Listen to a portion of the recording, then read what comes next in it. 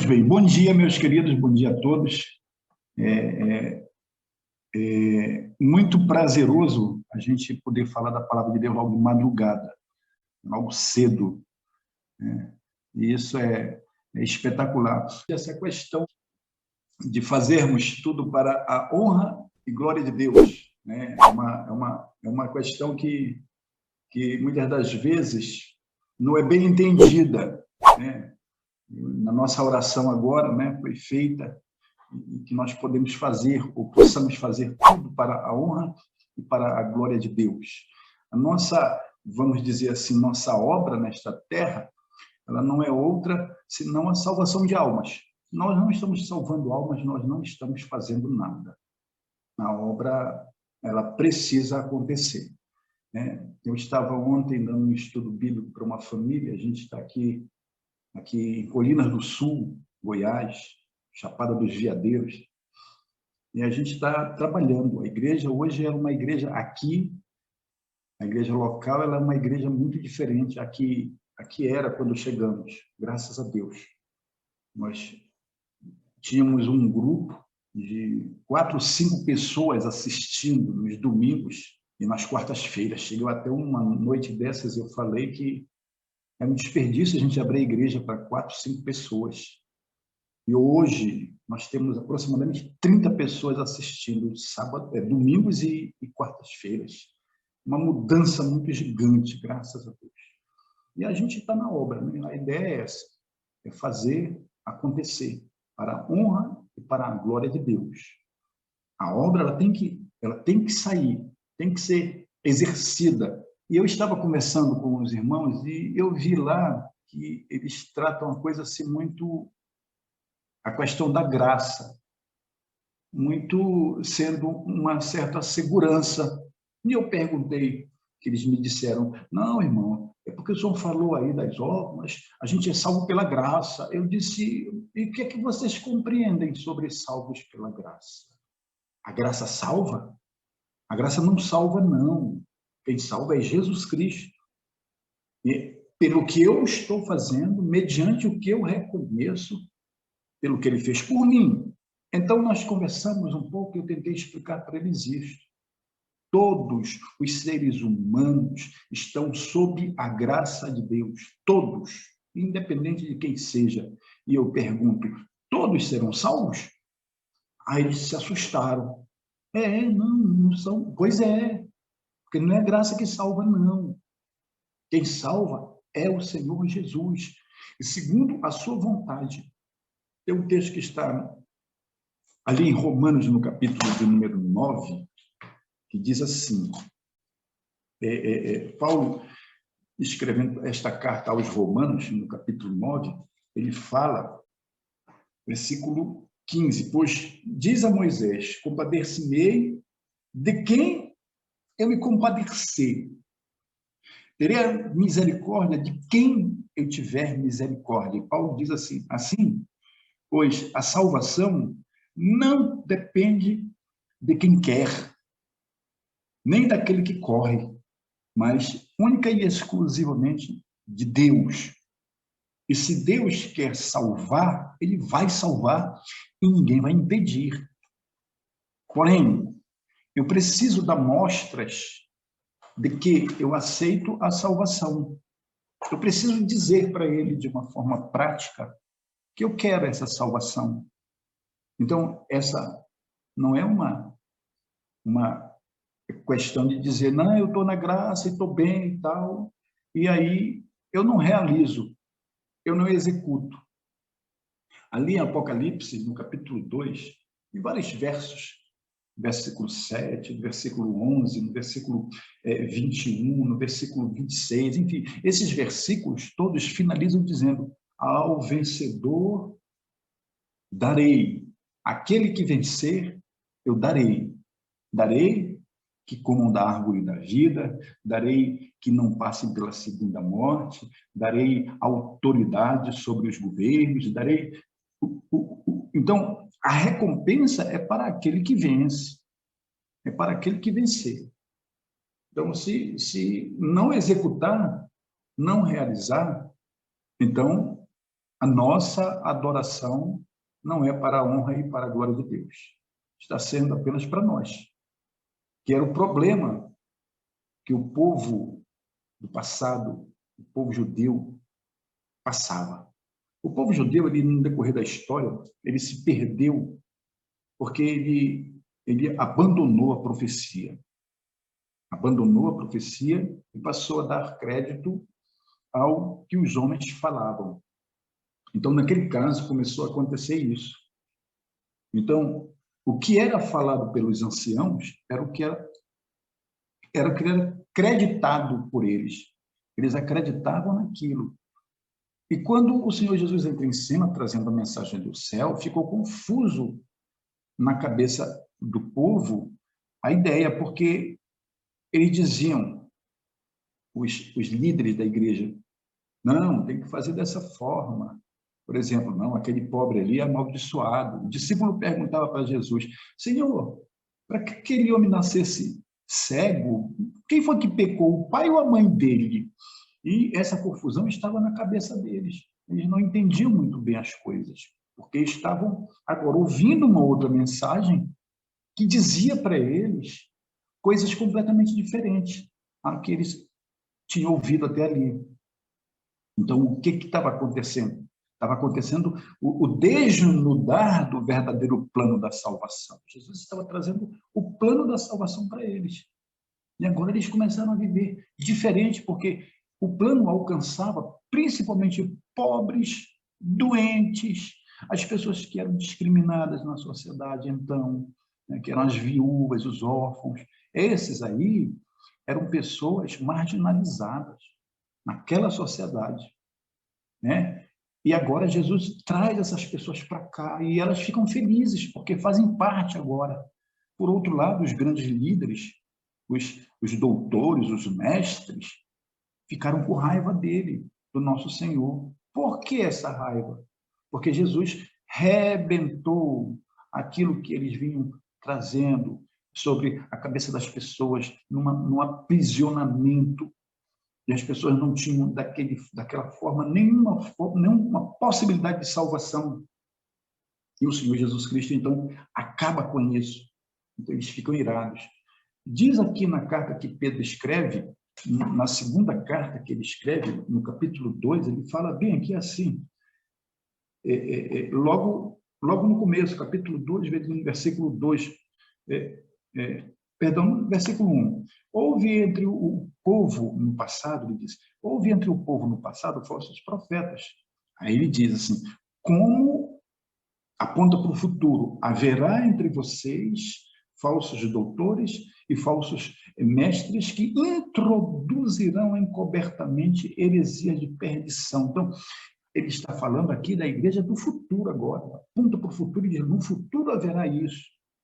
Pessoas que trarão mensagens agradáveis e dirão, não se preocupem, agora mesmo nós estamos vivendo, eu acho isso espetacular, nós estamos vivendo desenrolar de profecias que o mundo está mostrando para nós, pela natureza, terremotos, inundações, estão acontecendo tantas erupções vulcânicas no mundo hoje, nesse momento, a política no estado que se encontra, a polarização, isto que eu achei interessante, a polarização. O mundo, ele agora está com dois lados. A gente está vendo claramente que ali está acontecendo no mundo, não é Brasil, é mundo. O mundo se dividiu em dois grupos. E aquela parábola lá de Mateus 25, quando o Senhor Jesus diz, aqueles que são os meus, venham para a minha direita, e os que não são, vão para a minha esquerda, né? Interessante, até isso é interessante. Esquerda e direita, o mundo está polarizado entre esquerda e direita. E eu falava aqui mesmo, no lugar, que alguém me perguntou, por que vocês vieram para cá? E vocês estão querendo o que aqui? Irmãos da igreja, de uma certa forma, um tanto meio hostis, eu fiquei até meio preocupado. Ele disse, meu amor, eu estou vindo para cá, porque, não é porque isso aqui é bonito, não. Não é porque aqui... Não, eu vim para cá porque eu orei, falei com o Eterno, e ele me disse que o lugar é esse, e mandou eu vir para cá com a minha família. Eu estou trazendo minha família para cá por isso, por causa da profecia. Ah, irmão, mas isso também vai demorar, porque não é assim e tal. Eu disse, minha querida, você não está vendo o que está acontecendo no mundo? Você não está acompanhando nada? Nós temos que ter muito cuidado. E, por outro lado, também nós temos ali alguns líderes que estão à frente e estão dizendo, calma, não é hora de fugir para o campo, não sei o quê, uma conversinha, e a gente precisa levantar as orelhas, sabe? Nós precisamos fazer a obra acontecer. Há lugares que serão atormentados e nós precisamos sair destes lugares porque já há uma saturação da palavra. Há lugares que estão com uma necessidade aqui perto da gente mesmo, que a gente precisa ir para lá. E agora eu fui chamado pelo pastor, graças a Deus, né? Porque estava esperando trazer a minha transferência para cá, aquela coisa toda. Então, aí já chegou, e então o pastor agora me chamou, ele quer que eu vá trabalhar num local aqui. Temos uma igrejinha lá, muito tímida, ele quer que eu vá lá para fazer o evangelismo por lá e fazer uma obra e tal. E graças a Deus, né? Agora, esse final de semana, nós estivemos reunidos aqui em minha casa para a gente ver como é que a gente vai fazer, e provavelmente eu vá para lá agora na Semana Santa, justamente para isso, para a promoção do Evangelho, para a gente estender o braço do Senhor até aquele lugar. Esta é a obra é de salvação, e nós precisamos decidir de que lado nós estamos. Há dois lados agora. O mundo está nessa polarização. Há dois lados. E de qual lado nós vamos ficar? Do lado esquerdo ou do lado direito? Né? Isso nós temos que decidir agora. Não vamos decidir naquele dia não tem mais decisão. A decisão é agora, porque logo, logo a porta da graça se fecha. Isto é extremamente importante saber. Antes da vinda do Senhor, haverá o fechamento da porta da graça. E de que lado nós vamos ficar? Dentro ou fora? Da direita ou da esquerda? Nós precisamos ver isso com muita cautela, com muito cuidado. Então, o Senhor diz, façam as obras, e o que fizer a obra e vencer, a isso eu vou dar a recompensa. Olha só, que coisa, né? Dizia Tiago assim, tens fé? Mostra a tua fé. E eu te mostrarei a minha fé pelas minhas obras. Com as minhas obras. Era esta que era a obra de Tiago. Tiago estava ali mostrando para as pessoas que a realidade era executar o trabalho, fazer a obra de Deus. Se você não está executando essa obra, então, infelizmente, a gente está incorrendo para a dispensa do Senhor. O Senhor vai nos dispensar, né? Vai nos dispensar. Agora, quais são essas obras, né? Que obras são essas? Precisamos realizar. Eu tenho visto também algumas coisas assim que também me preocupa, e a gente precisa ter muito cuidado na hora de colocar, de advertir.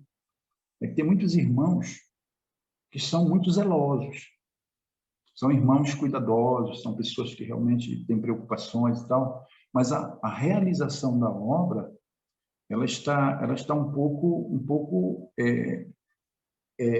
enviesada. O irmão, isso eu falo agora aqui também, né? No lugar. Quando eles me falaram esse negócio a respeito da graça, que eu comentei com eles, e eu estava dizendo, irmãos,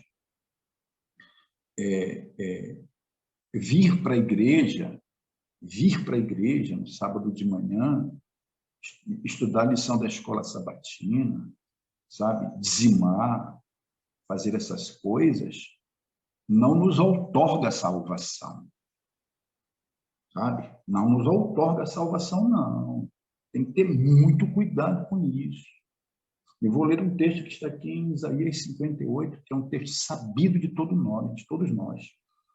O Eterno chama o profeta e avisa para o profeta, vai lá e diz para o meu povo, ele fala assim no começo, clama a plenos pulmões, não te detenhas. Isaías 58, versículo 1. Começa no versículo 1 e diz assim, ó, clama a plenos pulmões, anuncia o pecado do meu povo, a transgressão do meu povo. O meu povo, a sua transgressão, e a casa de Jacó, os seus pecados. Anuncia como a trombeta, né?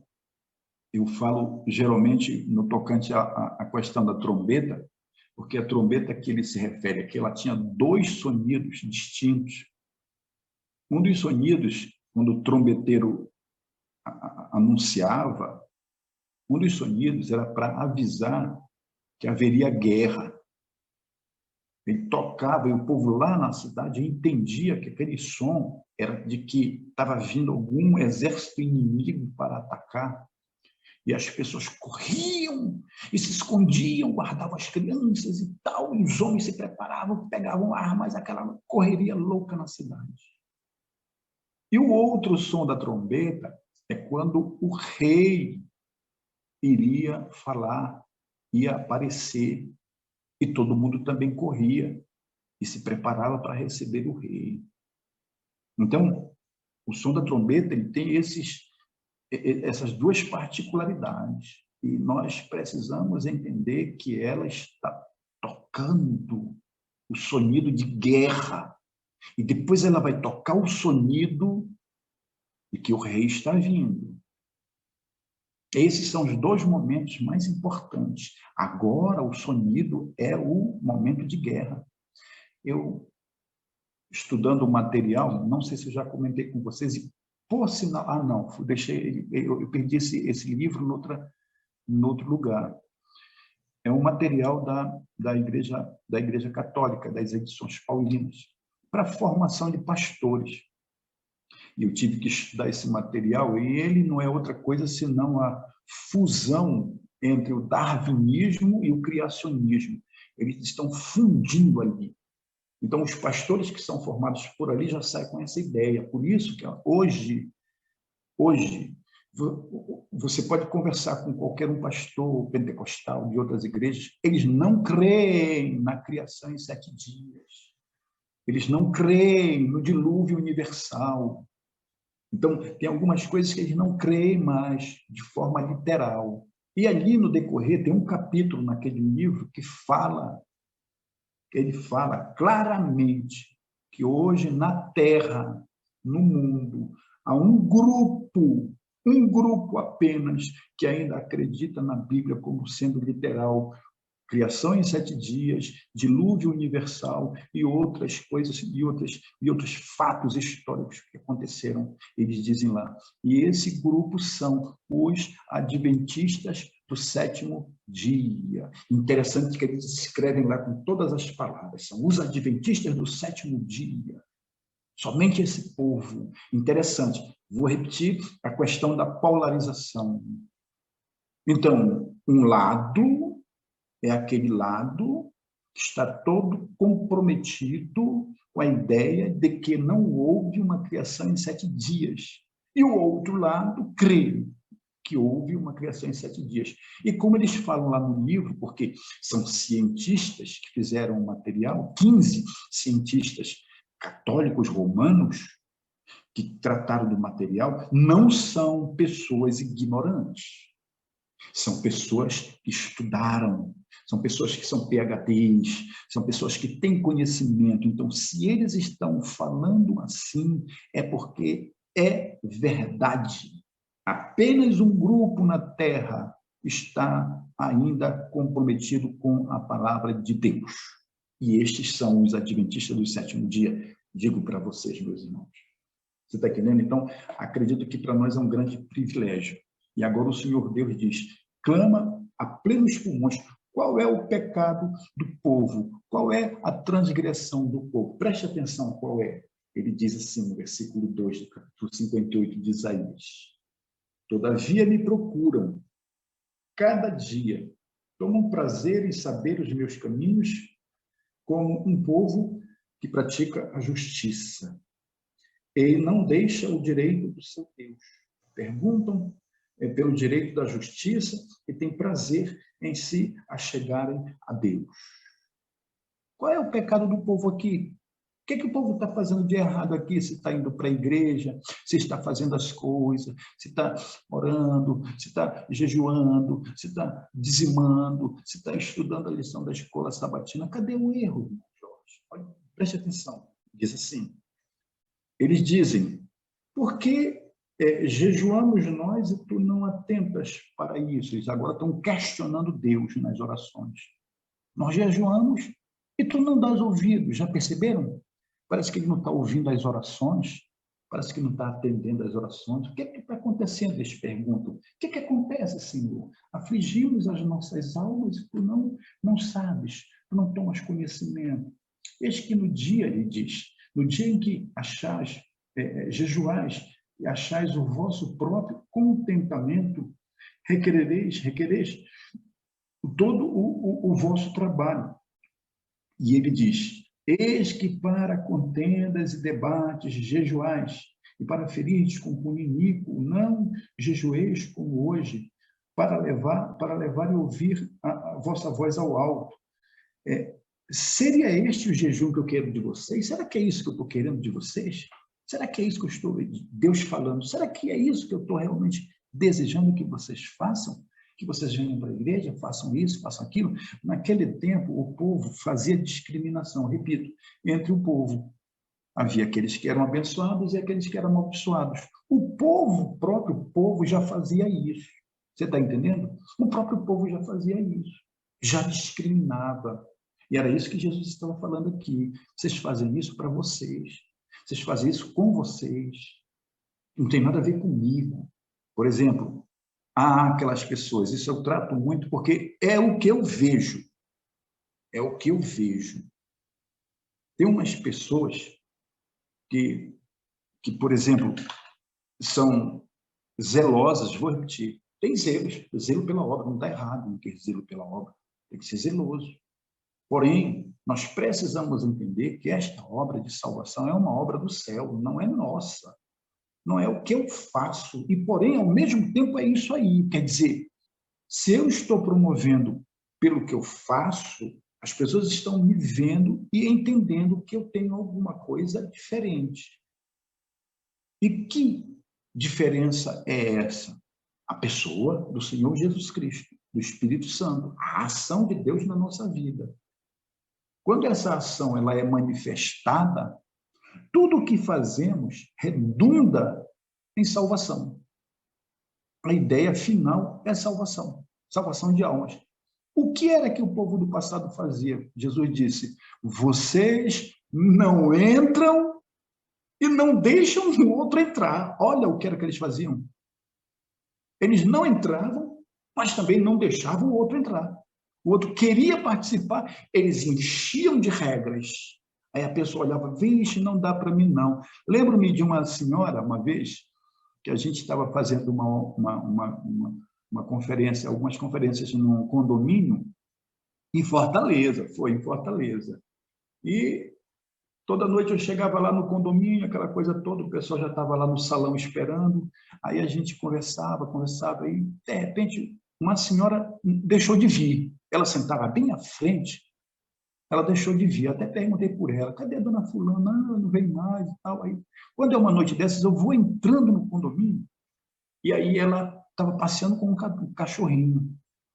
Aí, quando ela me viu, ela gritou, pastor, boa noite. Eu olhei para ela e disse, ô, minha querida. E fui lá conversar com ela. Oi, minha querida, como é que a senhora está? Tudo bem? Tudo bem.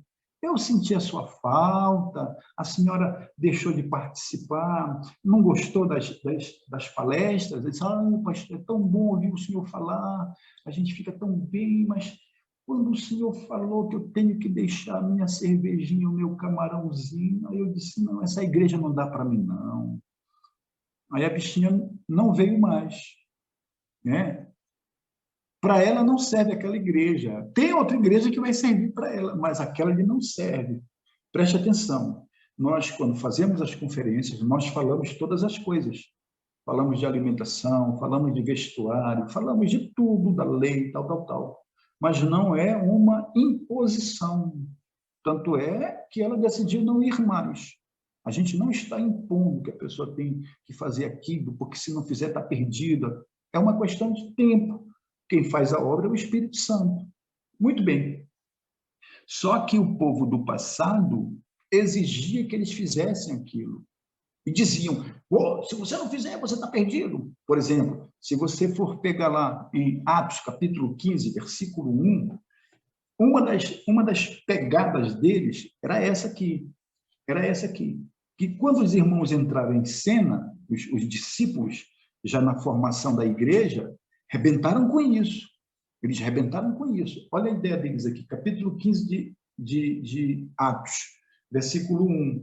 Diz assim, então, alguns que tinham descido da Judeia ensinavam aos irmãos, se não vos circuncidar segundo a lei de Moisés, não poderão ser salvos, estão perdidos.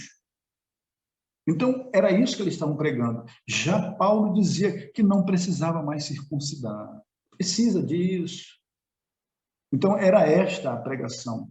Eles excluíam logo o indivíduo, né? Não davam nenhuma forma de possibilidade. E muitas das vezes, hoje, a gente percebe isso na igreja, né? Tem irmãos que vão pregar e diz, olha, se você come carne, você não entra no céu. Porque se você faz isso, você não entra para o céu. E a pessoa, ela fica constrangida, né? Ela fica constrangida, corre o risco de ela ir embora da igreja. Não entra e não deixa o outro entrar. Né? E acha que todo mundo tem que ser como ele. Todo mundo tem que ser como ele. Se eu faço assim, tu tens que fazer assim também. Tem uns que regram agora. Eu estava vendo, tem uma questão de regrarem as coisas. Você só pode comer de tal hora a tal hora. Aí você só pode beber de tal hora a tal hora. Aí eu disse, que maluquice é essa? Se Deus vai fazer um negócio desse, vai colocar você como se fosse um robô, todo mundo a mesma coisa. O nosso Deus não faz isso, não. O nosso Deus é um Deus de liberdade, um Deus de bênçãos, de maravilhas. E você é diferente do outro. O seu metabolismo é diferente do metabolismo do outro. Enfim, você é único, é um ser único. Agora, nós precisamos ter cuidados? Claro que sim. Precisamos cuidar da nossa vida, da nossa saúde, cuidar das nossas coisas, da nossa alimentação, cuidar de tudo isso. Não está errado. Isto é que nós temos que fazer. Mas isto também não promove salvação. Não promove salvação. É o que está acontecendo aqui em Isaías 58. E agora o Senhor Jesus diz, olha, o jejum que eu quero de vocês é que vocês façam, realizem a obra. Que obra? Visitar os órfãos e as viúvas, as pessoas que estão necessitando. Eu cheguei aqui e comecei a visitar algumas pessoas e percebi que aqui elas têm alguns problemas de artrite, porque elas comem muita carne aqui. A carne, o gado é abatido ali, eles vendem a si mesmo, não tem um processo de cuidados, aquela coisa de higiene e muitas outras coisas. E aí a gente visitando, eu percebi isso, que as pessoas têm muita artrite aqui, sofrem com muita artrite, que isso é resultante de uma alimentação animal. E aí a gente começou a dar uma... E a orientação que eu estou dando aqui é um pouco complicada, porque as pessoas, o outro problema, não acreditam na obra de Deus curando pela alimentação. Você está entendendo? É um problemão. Uma irmã nossa aqui, ela está com um problema sério de saúde.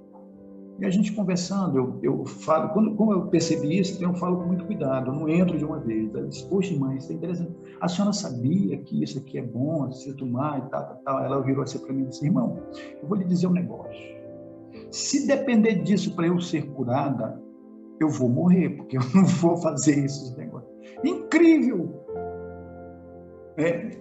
Na prática, ela está dizendo que não acredita em Deus. Aí em Pacajus, quando eu estava em Pacajus, quando eu vou em Pacajus, eu lembro de alguns casos. Eu até estava dizendo aqui, lá no Nordeste, as pessoas creem mais do que o pessoal aqui. Aqui as pessoas não creem, né? E o povo está doente aqui. Lá em Pacajus, Eu lembro que eu fui visitar umas pessoas enfermadas e havia um homem que estava com um problema na próstata, já ia fazer uma cirurgia e me levaram para visitá-lo. E a gente foi visitá-lo e tal. E eu passei para eles um tratamento, a esposa disse que ia fazer o tratamento. E como eu estava voltando lá, Pacajus não, lá em Morada Nova, como eu estava voltando lá todo mês eles me contrataram uma semana. Aí disseram, o senhor passa uma semana com a gente aqui todo mês. Tá bom, aí eu ia para lá uma semana ficar com eles. E aí, quando eu fui lá no mês seguinte, alguém me disse assim, o senhor sabe quem veio aqui na nossa igreja? Eu disse, não, fulano de tal. Eu nem sabia quem é. Quem é esse fulano de tal? O senhor lembra daquele homem que a gente foi lá no mato, visitar e tal, estava com problema de próstata? Sim, lembro. Pois é, ele veio agradecer porque ficou curado, nem precisou cirurgia. Eu disse, foi mesmo? Foi. E a mulher fizeram o tratamento, vieram aqui na nossa igreja agradecer. E eles são da Assembleia de Deus, né? Da Assembleia de Deus. Acreditaram, foram curados. Interessante. Aí eu falando aqui, eu estou dando os testemunhos aqui para o pessoal, para ver se eu desperto neles esse interesse. Porque eu vou dizer, não é tarefa fácil, não. Não é tarefa fácil. Creem nos medicamentos, creem nos médicos, creem nessas coisas, e aquela tolerância está dentro. Creem nisso, mas não creem em Deus. Você está entendendo? Fazer para a honra e para a glória de Deus é realizar a obra de salvação. Nós seremos salvos porque nós estamos agradecidos a Deus porque Ele já nos salvou. Louvado seja Deus. Nós continuaremos numa outra oportunidade. Que Deus nos abençoe nesta manhã e nos dê uma manhã riquíssima. Em nome de Jesus. Amém. Santo e eterno Criador, estamos felizes por estar contigo logo cedo e assim solicitar de ti as bênçãos. Faça-se sobre todos os presentes. As tuas bênçãos recaiam, a tua segurança e a tua salvação, em nome do Senhor Jesus. Amém.